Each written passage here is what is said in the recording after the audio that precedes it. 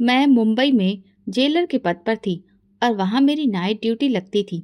एक रात एक महिला कैदी को लिवर पेन हुआ तो उसे अस्पताल ले जाने की ड्यूटी मुझे ही दी गई। उस औरत ने एक बच्चे को जन्म दिया और बोली, मेरे बच्चे को तुम रख लो, मैं नहीं चाहती कि ये इस जेल में रहे। मैं तो वैसे ही बे औलाद थी, इसीलिए बच्चे को छुपाकर मैं तुरंत घर ले आई। बच्चे की शक्ल देखकर मेरा पति चौंक गया और बोला, इस बच्चे को तुरंत इसकी माँ के पास छोड़ कर आओ। पति के आदेश पर मैं मजबूरी में वापस जेल गई तो वहां का नजारा देखकर दंग रह गई, क्योंकि उसकी माँ तो। मेरा नाम मंजू है। मेरी जिंदगी की कहानी अजीबोगरीब है। मेरा बचपन, जवानी और उम्र का हर हिस्सा बाकी लड़कियों से बहुत अलग रहा। इसीलिए मैं अपनी कहानी आज आप सबको सुनाने जा रही हूँ। शुरुआत मेरे माँ बाप की जिंदगी से करती हूँ। मेरे पिताजी दिल्ली से कारोबार के सिलसिले में मुंबई गए थे और वहीं पर उन्होंने अपनी जिंदगी के कुछ साल बिताए। वहीं पर माँ, जो कि मुंबई की रहने वाली बहुत खूबसूरत लड़की थी, उनसे उनकी शादी हुई। पिताजी बेशुमार दौलत के मालिक थे। दोनों की जोड़ी चांद और चकोर जैसी थी। शादी के शुरुआती दिन बहुत अच्छे गुजरे। पहले ही साल माँ उम्मीद से हुई और फिर उनके गर्भ में हम जुड़वा भाई बहन थे। हमारी पैदाइश के बाद माँ और पिताजी की खुशियां आसमान को छूने लगीं। फिर पिताजी ने अपने शहर दिल्ली वापस लौटने का फैसला किया और हम सब दिल्ली आ गए। लेकिन दिल्ली हमें रास नहीं आई। पिताजी ने जब अपना वही कारोबार यहाँ शुरू किया तो उन्हें उसमें दिन ब दिन नुकसान होता गया। दिन रात की मेहनत और भारी नुकसान ने पिताजी की जान ले ली। एक दिन सदमे की वजह से उन्हें हार्ट अटैक आ गया और फिर वो इस दुनिया से चले गए। तब हमारी उम्र सिर्फ 2 साल थी। पिताजी की मौत के बाद माँ का वहाँ कोई नहीं था। ससुराल भी बस नाम का ही था। माँ को कोई सहारा नहीं मिल रहा था, इसलिए उन्होंने वापस मुंबई जाने का फैसला कर लिया। उनके मायके से भी उन्हें लेने उनके भाई आ गए थे। माँ ने जाना ही ठीक समझा, लेकिन जाते वक्त मेरी दादी ने हम दोनों बच्चों को अपने बेटे की आखिरी निशानी मानकर अपने पास रख लिया। माँ के मायके वालों को भी ये बात ठीक लगी कि माँ की उम्र अभी कम है और अगर उनके साथ बच्चे होंगे तो उनकी दूसरी शादी करवाना मुश्किल हो जाएगा। इसीलिए बच्चों को अपने ही परिवार में छोड़ देने का फैसला किया गया। मेरी माँ इसके लिए बिल्कुल भी राजी नहीं थी, लेकिन सबके दबाव के चलते वो मजबूरन हमें रोता बिलखता छोड़कर वापस मुंबई चली गई। कुछ समय तक दादी ने हमें पाला। जब हम 5 साल के हुए तो दादी का भी देहांत हो गया। अब हम चाचा चाची के भरोसे हो गए। यहीं से हमारी जिंदगी ने अजीब मोड़ लिया। हमारा बचपन जैसे सिर्फ खाने के लिए ही था। हमारी आंखों के सामने घर के बाकी बच्चे खेलते कूदते रहते, लेकिन हम बस तरसती आंखों से उन्हें देख सकते थे। खेलने की हमें इजाजत नहीं थी। मैं तो बहुत जल्दी इन हालातों में ढल गई थी, लेकिन कहते हैं लड़के किसी के बस में जल्दी नहीं आते। इसलिए जब कभी मेरा भाई बाकी बच्चों को खेलते देखता तो वो भी उनके साथ खेलने लगता। लेकिन तभी चाचा जी अपना जूता उठाते और भाई के सिर पर निशाना लगाकर मारते। फिर तो भाई रो रो कर बेहाल हो जाता। ये सब देखकर मैं इतना डर जाती कि चुपचाप एक कोना पकड़कर बैठ जाती। इस तरह हमारा बचपन बीतने लगा। खाने को अधूरी रोटी मिलती, पहनने को मुझे चाची की बेटी के पुराने कपड़े मिलते और भाई को मोहल्ले के लड़कों के फटे पुराने कपड़े। चाचा चाची के कोई औलाद नहीं थी। उनकी जो बेटी थी वो दरअसल चाची की बहन की बेटी थी, जिसे उन्होंने अपनी बहन और बहनोई के देहांत के बाद गोद लिया था। उनकी ख्वाहिश थी कि उनका अपना बेटा हो, इसीलिए चाचा ने अपने बड़े भाई यानी मेरे ताऊ का बेटा गोद लिया था। लेकिन वो भी 10-12 साल का होते ही अपने पिता के पास लौट गया। अब जब हम जवान होने लगे थे, चाचा की गोद ली हुई बेटी भी हमारी उम्र थी।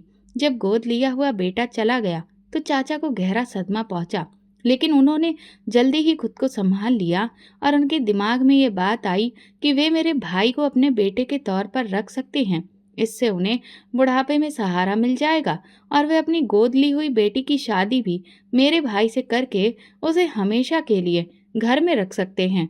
जब तक उनके पास गोद लिया हुआ बेटा था, उन्होंने मेरे भाई को नौकर जैसा समझा था। लेकिन जैसे ही उनके दिमाग में यह आइडिया आया, मेरे भाई की किस्मत बदल गई। अब वो उसके लिए अच्छे कपड़े, अच्छा खाना लाने लगे और उसकी पढ़ाई भी शुरू करवा दी। हालांकि पहले उन्होंने हमारा स्कूल छुड़वा दिया था, लेकिन अब फिर से पढ़ाई शुरू करवा दी गई। हम दोनों भाई बहन दिल लगाकर पढ़ने लगे। हमारी माँ बहुत खूबसूरत थी और इसी वजह से हम दोनों भी अपने बाकी रिश्तेदारों से कहीं ज्यादा खूबसूरत थे। चाची की मुंह बोली बेटी मेरे भाई के साथ पढ़ती थी और उसका ध्यान रखती थी। धीरे धीरे भाई की उससे बातें बढ़ने लगीं और मैं खुद को अकेला महसूस करने लगी। कॉलेज से लौटकर मैं सारे घर का काम करती, क्योंकि ये सब मेरे कंधों पर डाल दिया गया था। रात तक काम करते करते मैं थक जाती और सुबह कॉलेज जाने का मन नहीं करता।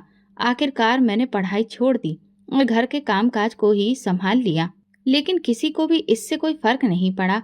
मेरा भाई और चाचा की बेटी की नज़दीकियां अब बहुत बढ़ गई थीं। उनका उठना बैठना, खाना पीना, घूमना सब एक साथ होता था और फिर जल्दी ही उनकी मंगनी भी कर दी गई। भाई के लिए तो अब वही सब कुछ थी, क्योंकि उसी की वजह से उसकी ज़िंदगी में बहार आई थी। जब हम 10 साल के थे तब हमें हमारे माँ बाप की शादी की तस्वीर दिखाई गई थी। तब हमने सोचा था कि बड़े होकर हम अपनी माँ से मिलने ज़रूर जाएंगे। मैंने वो तस्वीर संभाल कर रखी थी। अब जब मेरा भाई बड़ा हो गया तो मैंने उससे माँ से मिलने की बात की, लेकिन मेरी हैरानी और दुख की कोई सीमा नहीं रही जब मेरे भाई ने कहा कि ये सारे बेकार के ख्याल अपने दिल से निकाल दो। अगर माँ को हमारी फिक्र होती तो वो हमें कभी इस तरह से छोड़ कर नहीं जाती।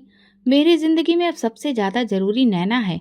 ये सुनकर मैं और भी ज्यादा अकेली हो गई थी।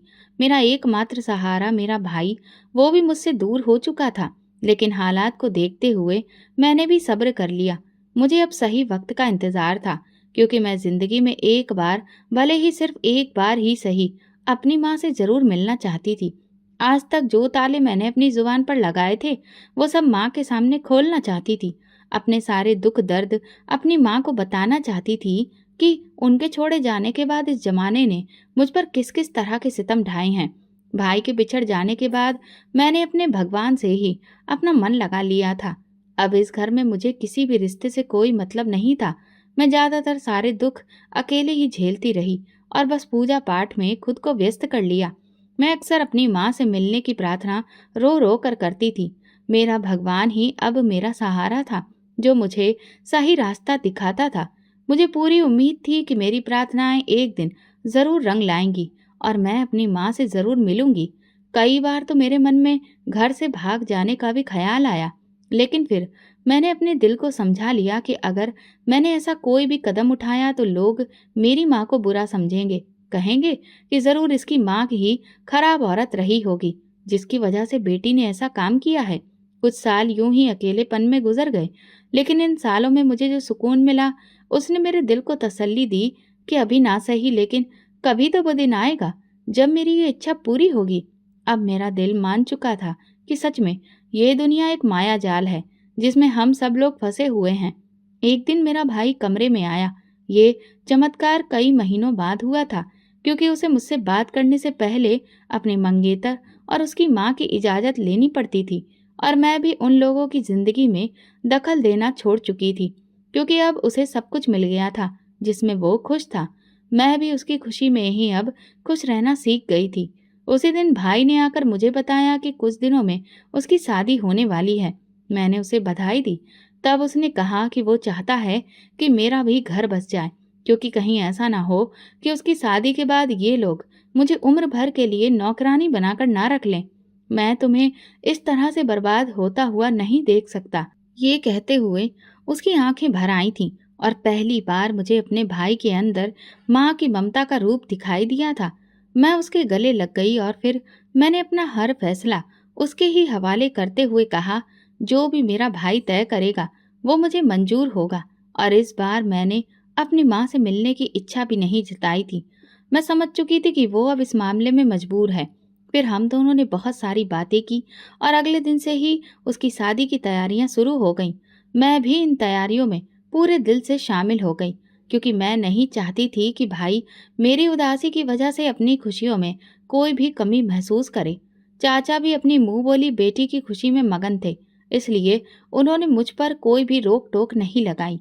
उन्होंने मुझे भाई की शादी के लिए अच्छे कपड़े भी दिलवाए। पहली बार मैंने अपने परिवार के लगभग सभी लोगों से मुलाकात की और इसके अलावा चाचा के जान पहचान वाले और रिश्तेदारों से भी मेरा मिलना हुआ। हर कोई जब मुझसे मिलता तो मेरे माँ बाप का जिक्र जरूर करता। मुझे लगता था कि जैसे सब उन्हें भूल चुके हैं, लेकिन ऐसा नहीं था। इस बार मुझे खूब प्यार मिला और ये एहसास हुआ कि दुनिया इतनी भी बुरी नहीं है। यहाँ पर कई लोग बहुत अच्छे भी हैं। भाई की शादी काफ़ी अच्छे तरीके से हो गई और जल्दी ही मेरे लिए भी रिश्ते देखे जाने शुरू हो गए। भाई ने अपने ससुराल में ये बात साफ कह दी थी कि जो भी रिश्ता आएगा उसे पसंद करने या ना करने का अधिकार सिर्फ मेरी बहन को होगा। अब वो इन लोगों के सामने बोलना भी सीख गया था। मैंने अब तक कई रिश्ते ठुकरा दिए थे, लेकिन अब की बार जो रिश्ता आया था वो मेरे चाचा के मुताबिक काफ़ी अमीर था और वो लड़का अपने माँ बाप के कारोबार का अकेला मालिक था। अब इस बात का फैसला मुझसे मिलकर ही होना था। अगले ही दिन वो लोग मिलने के लिए आए। मुझे हैरानी इस बात की हुई कि जिसे वो लोग लड़का कह रहे थे वो तो एक अच्छी खासी उम्र का मर्द था, लेकिन इसके अलावा उसमें और कोई कमी नहीं थी। चाय नाश्ता करने से पहले ही उस लड़के ने मुझसे अकेले में कुछ बात करने के लिए वक्त मांगा। सबने इस बात पर पहले हैरानी जताई, लेकिन मैंने हामी भर दी। जब हम दोनों अकेले बात कर रहे थे तो उसने कहा, आप सोच रही होंगी कि मेरी उम्र आपसे काफ़ी ज़्यादा है, फिर भी मैंने अब तक शादी क्यों नहीं की। दरअसल मैं ये शादी सिर्फ अपने माँ बाप की खुशी के लिए कर रहा हूँ। वो लोग शादी के बाद लंदन चले जाएंगे और उसके बाद आप अपनी मर्जी की मालिक होंगी, चाहे मेरे साथ रहें या फिर जहाँ चाहें वहाँ जाएं। आपकी हर इच्छा मेरी तरफ से पूरी होगी, लेकिन मैं आप पर कोई भी रोक टोक नहीं करूँगा। उसकी बात सुनकर मुझे बहुत हैरानी हुई, लेकिन मेरी आंखों में फिर से मेरे पुराने सपने जागने लगे थे। अब तो इनकार की कोई वजह ही नहीं रह गई थी, इसलिए मैंने तुरंत इस रिश्ते के लिए हामी भर दी। घर वालों के पास लौटकर हमने अपनी रजामंदी जाहिर की तो सब लोग बहुत खुश हो गए। मेरी सास के कहने पर मेरे होने वाले पति ने मुझे अंगूठी पहनाई और मंगनी की रस्म पूरी हो गई। जल्दी ही शादी की तारीख तय हो गई और घर वालों को थोड़ी बहुत तैयारी का समय मिल गया। हालांकि ये बात सच थी कि मेरी आंखों में कभी शादी का कोई सपना नहीं था, ना ही मेरे दिल में शादी को लेकर कोई जज्बात थे। फिर भी मैं बहुत खुश थी। मुझे लग रहा था कि इस शादी के बाद मैं मुंबई जाकर अपनी माँ के पास पहुँच जाऊंगी। मुझे खुश देखकर सब लोग यही समझ रहे थे कि मैं शादी से बहुत खुश हूँ। मैंने सबका भ्रम बना रहने दिया। भाई अपनी शादी की तरह मेरी शादी की तैयारियों में भी दिलो जान से लगा हुआ था। मैंने देखा कि उसकी पत्नी का चेहरा थोड़ा उतरा हुआ था। शायद उसे इस बात का दुख हो रहा था कि भाई ने शादी की तैयारियों में उसे नज़रअंदाज किया था। शायद वो उसे बहुत ज़्यादा मोहब्बत करती थी। मेरी होने वाली सास एक बहुत अच्छी औरत थी। रिश्ता तय हो जाने के बाद वो कई बार मुझसे मिलने आई और हर बार मुझसे कहती, तुम मेरे बेटे के साथ कभी मत छोड़ना। और मैं उन्हें भरोसा दिलाती कि ऐसा कभी नहीं होगा, लेकिन पता नहीं क्यों उनका दिल हर बार घबराया हुआ लगता। अगली बार जब भी वो आती तो यही बात दोहराती और उनके चेहरे की फिक्र देखकर मेरा दिल भी घबरा जाता। आखिर उनके बेटे में ऐसी क्या बात थी जो उन्हें इतना डर लग रहा था। मुझे याद आया कि मेरे होने वाले पति ने भी उस दिन एक अजीब सी बात कही थी, शादी के बाद तुम जहाँ चाहे रह सकती हो। मुझे अब ये सब कुछ शादी के बाद में ही समझ में आना था, इसीलिए हर बार मैं अपनी सास को यकीन दिलाती कि मैं उनके बेटे का साथ जिंदगी भर निभाऊंगी। ये सुनकर वो बहुत खुश हो जाती और मुझे दुआएं देने लगती। मैं तो इतनी मजबूर थी कि कुछ कह नहीं सकती थी। हालांकि मुझे उनके आशीर्वाद की सख्त जरूरत थी, और भला मैं अपने पति के साथ क्यों छोड़ती, क्योंकि अब तो वही मेरी एकमात्र उम्मीद थे। मैं उन्हें नहीं छोड़ सकती थी। फिर मेरी होने वाली सास मुझे अपने साथ शॉपिंग करवाने ले गई। वो दिन मेरी जिंदगी का पहला ऐसा दिन था जब मैंने अपने लिए शॉपिंग अपनी मर्जी से की थी। पहले तो मैं हमेशा नैना के उतरे हुए कपड़े ही पहनती थी। फिर कभी दिवाली पर अगर कोई नया कपड़ा मिलता भी था तो वो भी मेरी चाची अपनी मर्जी से खरीद कर लाती थी। आज मैं खुद को बहुत इज्जतदार महसूस कर रही थी। सास और होने वाले पति दोनों ही मेरे साथ थे। उन्होंने मुझसे कहा कि मैं अच्छी से अच्छी और महंगी से महंगी चीज पसंद करूं। वे दोनों मेरी पसंद की गई ज्वेलरी और कपड़ों को देखकर बहुत खुश हो रहे थे। कहीं ना कहीं मैं भी ये सब देखकर दिल ही दिल में बहुत खुश थी। आखिर मैं भी एक लड़की ही थी जो जिंदगी भर अच्छी चीजों के लिए तरसती रही थी। इतना सब कुछ देखकर मुझे अपनी किस्मत पर यकीन नहीं हो रहा था। आज मेरी किस्मत मुझ पर मेहरबान हुई थी तो इन लोगों ने मुझे कदमों से उठाकर सीधा अपने सिर पर बिठा लिया था। शायद ये सब मेरी प्रार्थनाओं का सिला था जो मैं रो रो कर भगवान से करती थी। मैं अपने भगवान की बहुत शुक्रगुजार थी और अब आगे भी मेरी इच्छाएं पूरी होंगी इस बात की मुझे उम्मीद होने लगी थी। जब हम शॉपिंग करके घर पहुंचे तो मेरे चाची और नैना ये सब देखकर दंग रह गए। सारी चीजें इतनी महंगी थी जितनी उन्होंने कभी पहनी भी नहीं थी, और मैं तो वो लड़की थी जो उनके टुकड़ों पर पली थी। मेरे इतने ठाठ देखकर उन्हें बड़ी हैरानी हो रही थी। पूरे दिन की शॉपिंग के बाद मैं काफी थक चुकी थी, इसलिए जल्दी जल्दी अपने कमरे में गई और लेट कर सो गई। खाना मैं बाहर अपने ससुराल वालों के साथ ही खा चुकी थी।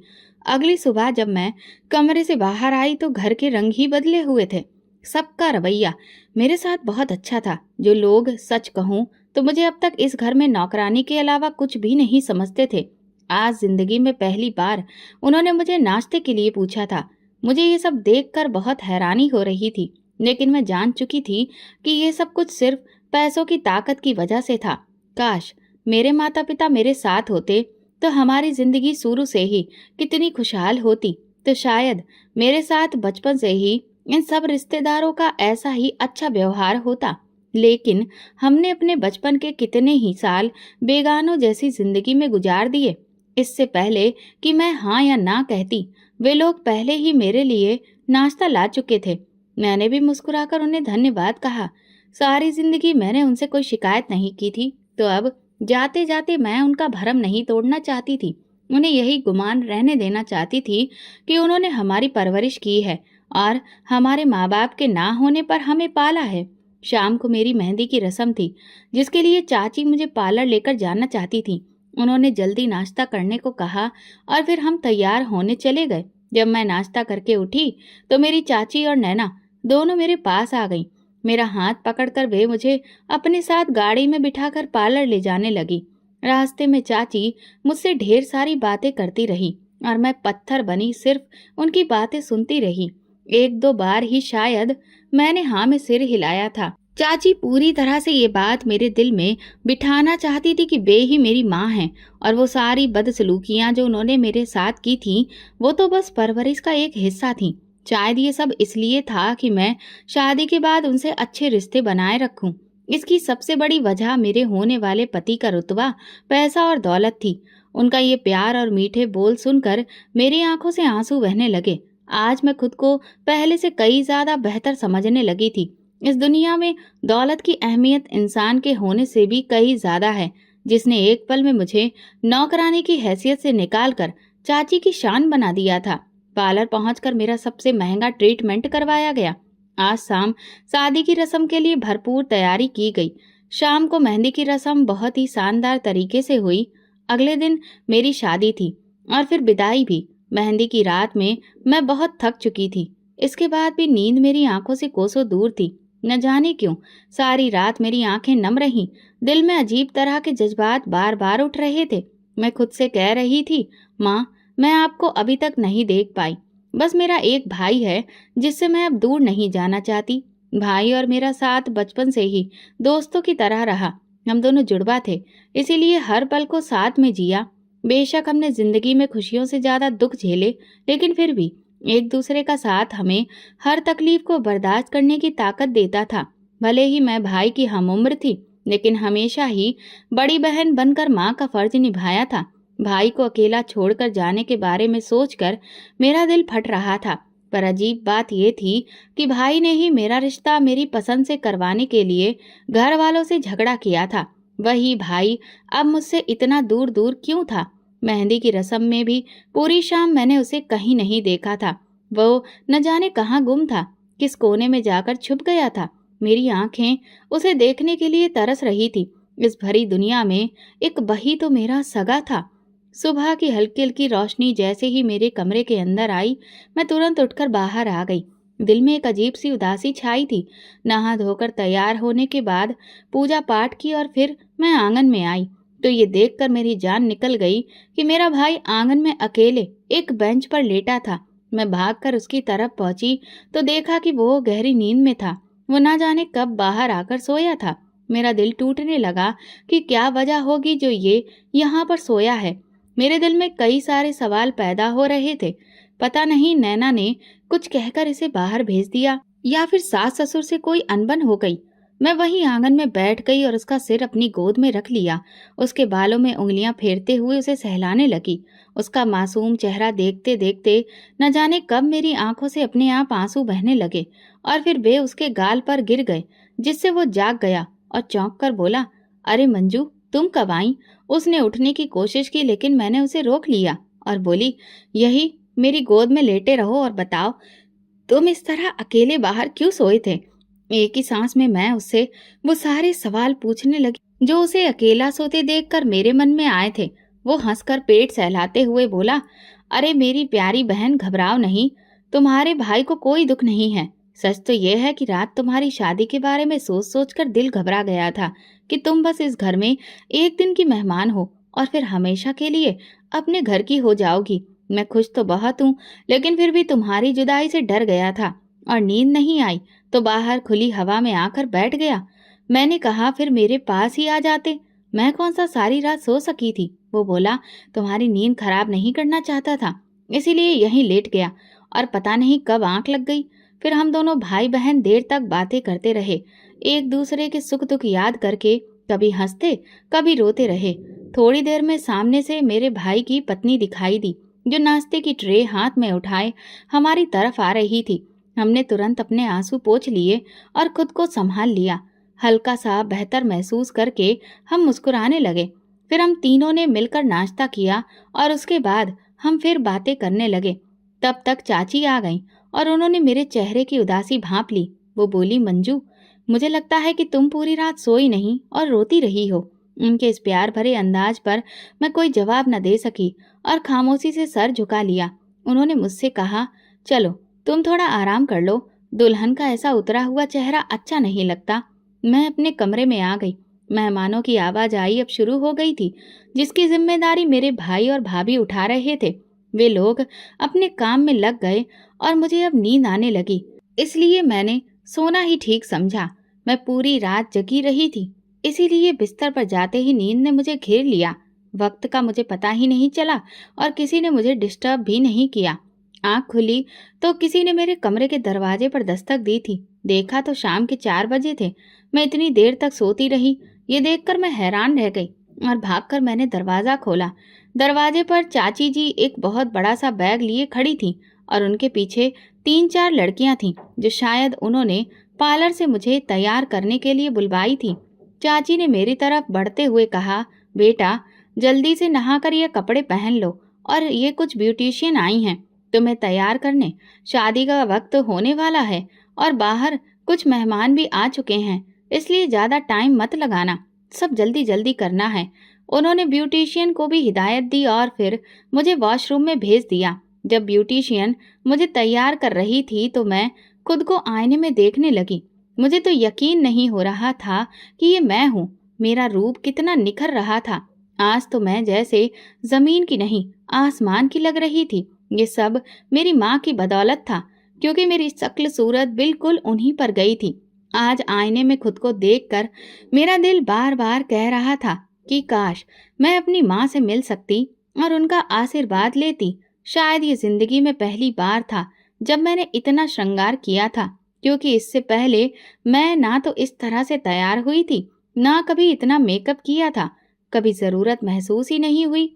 इसका कारण था कि मैं कहीं आती जाती ही नहीं थी और ना मेरे पास इतना सारा मेकअप था। लेकिन मेरी किस्मत भी क्या खूब रंग लाई थी। जिन चीज़ों के लिए मैं जिंदगी भर तरसती रही, वे एक झटके में ही मेरे कदमों में आ पड़ी थी। लेकिन ये भी सच था कि इन सब चीज़ों की ना तो मुझे कभी ज़रूरत महसूस हुई और ना ही इनकी कोई अहमियत मेरी नज़र में थी। मेरे दिल की तमन्ना बस यही थी कि मैं एक बार अपनी माँ से मिल सकूं। मेकअप पूरा हो जाने के बाद जब ब्यूटिशियन ने मुझे ज्वेलरी पहनाना शुरू किया तो वो थककर कहने लगी, क्या आपके ससुराल से तो बहुत सारी ज्वेलरी आई है। उन्होंने मुझे सिर से लेकर पांव तक अलग अलग भारी कीमत के सोने के जेवर पहनाए, जिन्हें देखकर वहां मौजूद तमाम लड़कियों की आंखें फटी की फटी रह गईं। फिर जब मेरा मेकअप कंप्लीट हो गया तो मुझे हॉल तक ले जाने के लिए मेरी चाची और नैना भाभी आए। मुझे वहां देखकर सारे रिश्तेदार हैरान थे। जिन लोगों ने कभी मुझे कोई वैल्यू नहीं दी थी, आज इस कदर मेरी बारात में शामिल होने आए थे कि पहले कभी हमारे पूरे परिवार में ऐसी किसी की भी शादी नहीं हुई थी। मुझ पर नजर पड़ते ही मेरी सास तुरंत भागकर मेरे पास आई और चाची से मेरा हाथ छुड़ाकर मुझे तुरंत संभाल कर स्टेज पर ले गई। स्टेज पर पहुंचते ही मेरे पति मेरे स्वागत के लिए खड़े हो गए। इसके बाद हमारी शादी की सारी रस्में शुरू हुई। विदाई में रो रो कर मेरा बुरा हाल था, लेकिन फिर मैं अपने ससुराल पहुंच गई और वहां का घर देखकर मुझे किसी स्वर्ग का एहसास हो रहा था। उस घर को फूलों और रंग बिरंगी लाइटों से सजाया गया था, जैसे कि कहीं की राजकुमारी का स्वागत करना हो। जब मैं अपने कमरे में पहुंची तो वो कमरा फर्श से लेकर छत तक सब कुछ लाल गुलाबों से सजा था। मेरे कदमों में फूल ही फूल थे। गुलाब तो मुझे हमेशा से पसंद थे, लेकिन किस्मत इतने सारे गुलाब मुझ पर कभी न्यौछावर कर देगी, ये मैंने कभी नहीं सोचा था।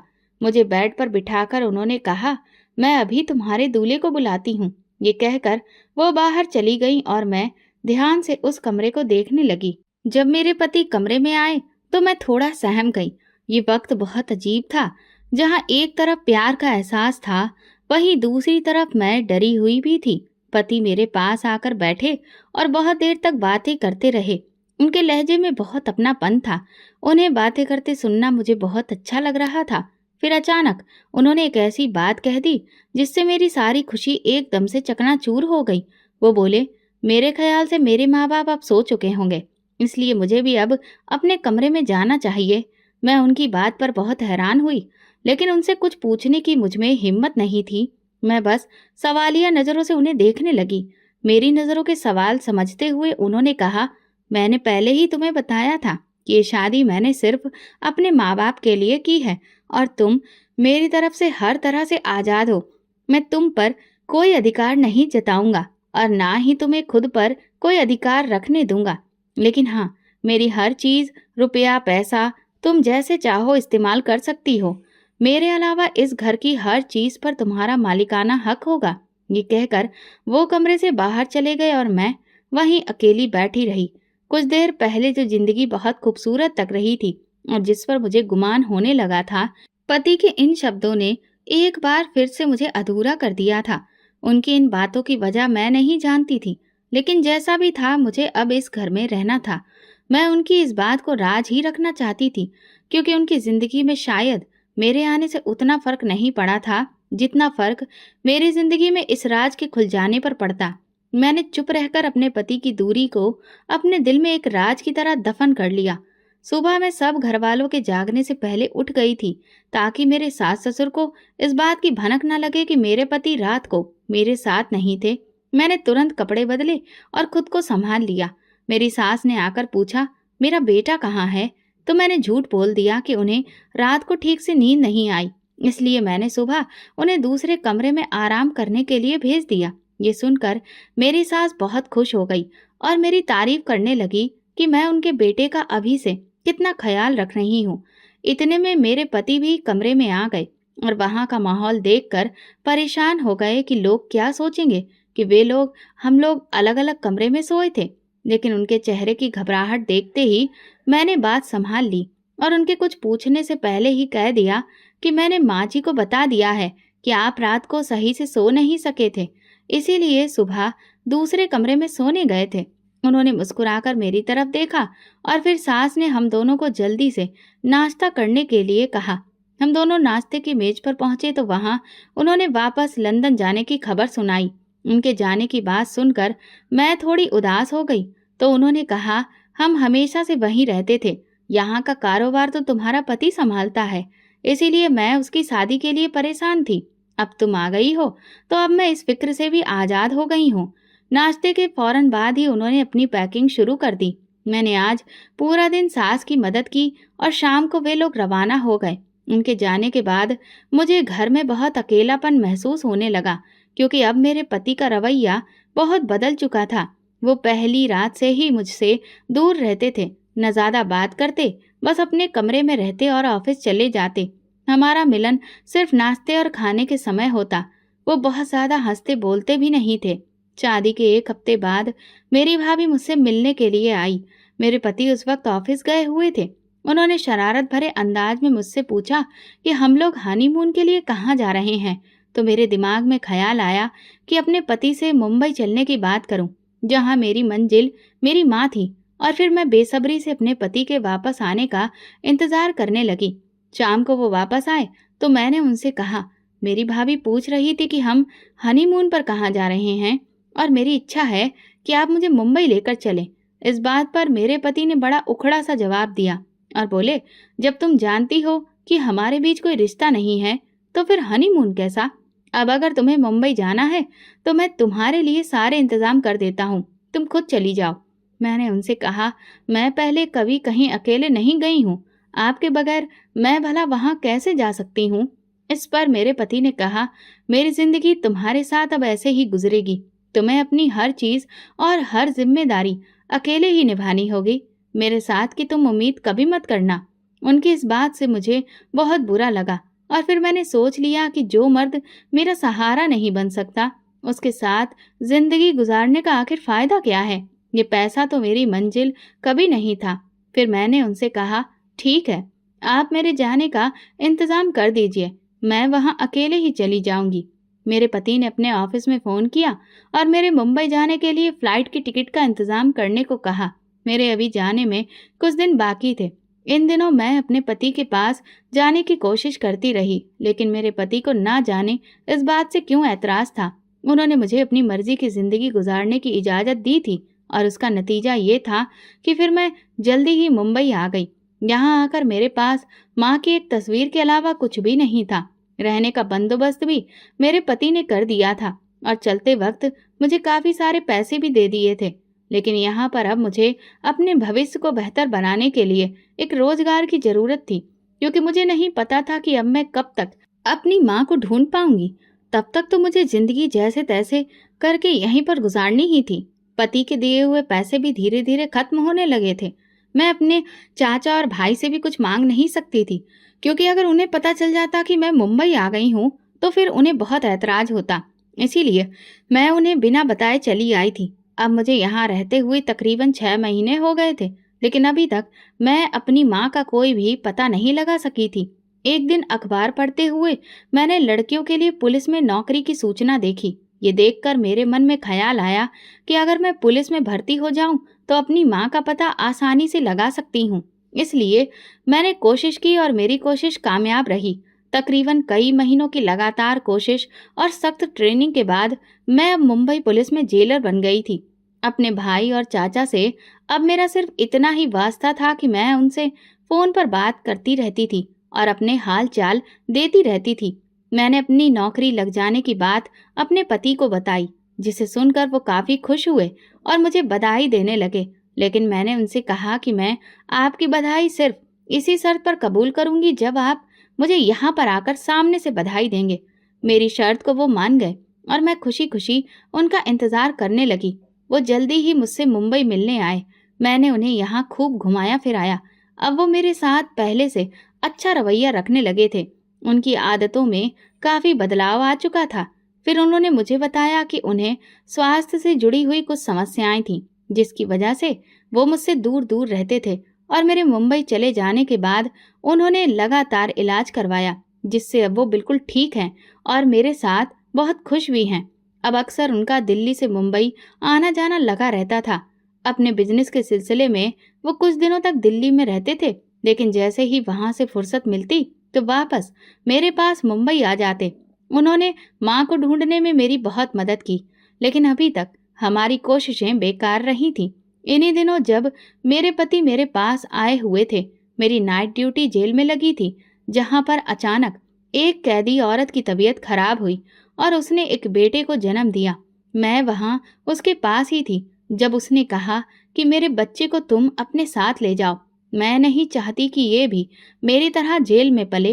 पहले उस औरत को कई सालों की सजा सुनाई गई थी और मेरा दिल तो वैसे भी ममता से भरा हुआ था, क्योंकि मैं खुद अपनी माँ के लिए सालों से तड़पती आ रही थी। इसलिए मैंने सोचा कि मैं इस बच्चे को माँ का प्यार दूंगी। लेकिन जब मैं बच्चा लेकर अपने घर पहुंची और अपने पति को ये खुशखबरी सुनाई, तो वो बच्चे का चेहरा देखकर अचानक रोने लगे। मुझे उनके इस तरह से रोने पर बहुत ताज्जुब हुआ और जब मैंने उनसे वजह पूछी तो उन्होंने बताया कि वो भी अपने माँ बाप को इसी तरह से मिले थे और उनके माँ बाप ने उन्हें पाला था, लेकिन वो नहीं चाहते कि उनकी तरह एक और बच्चा जिंदगी में इस तरह से अकेला रह जाए। उन्होंने कहा, मेरे माँ बाप मुझसे प्यार तो बहुत करते हैं, लेकिन वो रहते अपनी सगी औलाद के साथ ही हैं। जिस तरह मैं अकेला तड़पता हूँ, मैं नहीं चाहता कि कोई और बच्चा भी इसी तरह से तड़पे। इसलिए तुम ये बच्चा उसकी माँ के पास ही लेकर जाओ। भले ही उसकी माँ जेल में ही हो, लेकिन फिर भी कम से कम वहां पर वो होगा तो अपनी माँ के पास ही।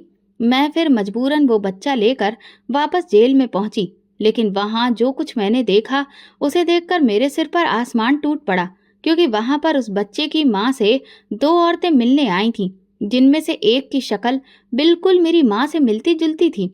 उन्हें देखकर मेरे दिल में अजीब से जज्बात उभरने लगे और मेरा दिल उनसे मिलने को बेकरार हो गया। लेकिन अब वो काफी बूढ़ी हो चुकी थी और मुझे अपनी आंखों पर यकीन नहीं हो रहा था। शायद मैं उन्हें पहचानने में गलती कर रही थी, इसलिए पहले मैं इस बात को पक्का करना जरूरी समझ रही थी कि वो औरत मेरी माँ है या फिर वो कोई और है। जब से मैं मुंबई आई थी, मेरे माँ बाप की शादी वाली तस्वीर हमेशा मेरे पास रहती थी, क्योंकि मुझे ये उम्मीद थी कि कभी ना कभी तो मुझे मेरी माँ मिलेगी और तब मैं उन्हें ये तस्वीर दिखाकर पहचान लूंगी। मैंने वो तस्वीर तुरंत निकाली और सीधा उस औरत की तरफ बढ़ाई। उन्होंने मुझे अपनी तरफ आते देख लिया था। न जाने क्यों वो भी मुझे अजीब नजरों से देख रही थी। शायद माँ का दिल ऐसा ही होता है, सालों बाद भी अपनी औलाद को पहचानने में वो गलती नहीं करती। मैं कुछ बोले बिना ही वो तस्वीर उनकी तरफ बढ़ा दी। तस्वीर देखकर उनके चेहरे के हाव भाव बदलने लगे। वो अजीबो गरीब तरीके से तस्वीर को देखने लगी और फिर कभी तस्वीर को देखती तो कभी मुझे। अब उनके कुछ ना बोलने पर भी मैं समझ चुकी थी कि यही मेरी माँ है। उन्होंने भी तस्वीर को पहचान लिया था। मैं उनके करीब जाकर उनके कदमों में बैठ गई और बोली, ये तस्वीर मेरे माँ बाप की है। मेरे पास अब यही उनकी आखिरी निशानी है। मैं दिल्ली से यहाँ सिर्फ अपनी माँ से मिलने की इच्छा लेकर आई हूँ और आपको देखकर मुझे लगता है कि आप ही मेरी माँ हैं। उन्होंने तुरंत मेरे सिर पर हाथ रखा और पूछा, बेटा तुम्हारा भाई कहाँ है? मेरी आंखों में आंसू आ गए। फिर भी मैंने मुस्कुराते हुए उन्हें गले लगाया और कहा, मेरा भाई अब बड़ा हो चुका है और उसकी वहीं दिल्ली में शादी भी हो चुकी है। माँ ने उस तस्वीर को होठों से लगाकर मुझे अपने गले से लगा लिया और बहुत प्यार किया। मैंने उनसे अपने साथ घर चलने की ख्वाहिश जाहिर की। माँ ने बताया कि उन्होंने पिताजी के बाद दोबारा कभी शादी नहीं की। वो एक एनजीओ से जुड़ गई हैं जो बेसहारा और उनके जैसी औरतों की मदद करता है। आज भी वही किसी और औरत की मदद करने के लिए वहां आई थी ताकि वो अपनी औलाद को उस जेल से बाहर रख सके। मैंने माँ को अपने पति से मिलवाया और उनसे कहा कि वो अपनी बाकी जिंदगी हमारे साथ गुजारे। हम दोनों ने अब तक बहुत दूरियां झेली थी। माँ को मेरे साथ आने में कोई दिक्कत नहीं थी। मेरे पति ने हम लोगों के दिल्ली वापस जाने का सारा इंतजाम कर दिया। पूरे 2 साल बाद मैं वापस दिल्ली लौटी थी और जिस मकसद से मैं मुंबई गई थी वो अब भगवान ने पूरा कर दिया था। मैं अपनी माँ से मिल चुकी थी। मैंने अपना ट्रांसफर भी दिल्ली करवा लिया था। शाम को हम लोग एयरपोर्ट से घर पहुंचे। मैं पूरी रात अपनी माँ के साथ ही गुजारी। हम माँ बेटी ने ढेर सारी बातें की। माँ ने पिताजी के बाद अपनी जिंदगी की तमाम मुश्किलों के बारे में बताया। जितनी उलझनें मैंने देखी थी उससे कहीं ज्यादा दुख तो मेरी माँ ने सहे थे। सुबह हुई तो मैंने तुरंत भाई को फोन किया और उन्हें बताया कि माँ मेरे साथ दिल्ली आ गई है। वो सब कुछ छोड़कर 1 घंटे में मेरे घर पहुंच गया। वो दोनों एक दूसरे से लिपट कर बहुत रोए और भाई ने मुझे दिल से शुक्रिया अदा किया। वो कहने लगा, जो काम एक बेटा होकर मुझे करना चाहिए था वो एक बेटी होकर तुमने किया है। सच कहता हूँ मंजू, मैं पूरी उम्र तुम्हारा एहसानमंद रहूंगा। हम सब बहुत खुश थे।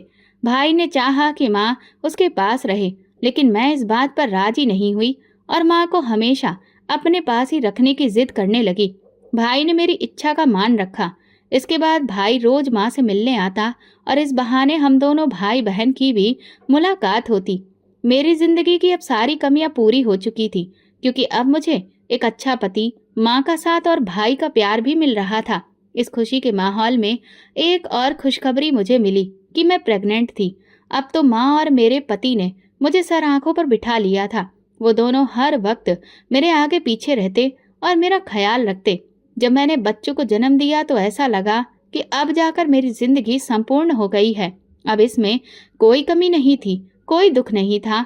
मेरा अतीत भले ही बहुत दर्दनाक था, लेकिन वो मेरे लिए एक सबक था। आने वाली खुशियों ने मेरे सारे गम मिटा दिए थे। मेरे बेटे की पैदाइश हो जाने के बाद मेरी सास ने फैसला किया कि वो कुछ सालों तक मेरे पास ही रहेंगी, ताकि वो अपने पोते के साथ खूब सारा वक्त बिता सके। मुझे तो बचपन में माँ का प्यार नहीं मिला, लेकिन मेरे बच्चे को नानी, दादी और माँ सबका प्यार भरपूर मिल रहा था, जिसे देखकर मैं भगवान का लाख लाख शुक्रिया अदा करती थी। तो दोस्तों, आपको हमारी ये कहानी कैसी लगी? अगर कहानी पसंद आई हो तो कमेंट करके ज़रूर बताएं। वीडियो को लाइक करें और ज़्यादा से ज़्यादा शेयर करें। अगर आप चैनल पर नए हैं तो सब्सक्राइब जरूर करें और नोटिफिकेशन बेल दबाएं, ताकि अगली अपडेट सबसे पहले आपको मिले। धन्यवाद।